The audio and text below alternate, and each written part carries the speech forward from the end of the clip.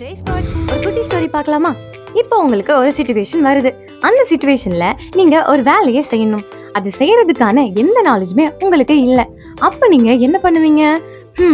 உங்களை விட ரொம்ப நல்லா எக்ஸ்பீரியன்ஸ்டா இருக்கிறவங்க கிட்ட போயிட்டு கேட்பீங்கல்ல. இதே சிச்சுவேஷன் தாங்க வேதாகமத்துல ஒருத்தருக்கு வந்திருந்துச்சு. ஆண்டவர் அவரை எப்படி பூஸ்ட் பண்ணாருன்னு பார்க்கலாமா?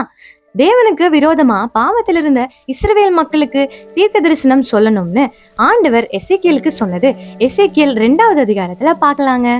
ஆண்டவர் வேற தீர்க்க தரிசனம் சொல்லுன்னு சொல்லிட்டாரு. நான் தீர்க்க தரிசனம் சொன்னா யாரு கேட்பான்னு எசேக்கியல் பயந்துட்டே இருந்தாருங்க.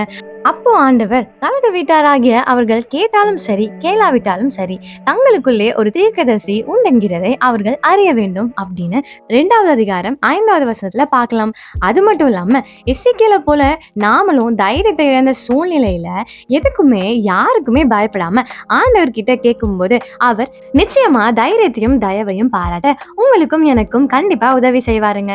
2 தீமோத்தேயு 4:2 படி சமயம் வாய்த்தாலும் வாய்க்காவிட்டாலும் ஜாக்கிரதையாய் திருவசனத்தை பிரசங்கம் பண்ணு. நாம கவனமாய் பேசணுங்க. எசேக்கியேலுக்கு இப்படி ஒரு தரிசனம் வந்ததும் அவர் ரொம்பவே பயந்துட்டாரு.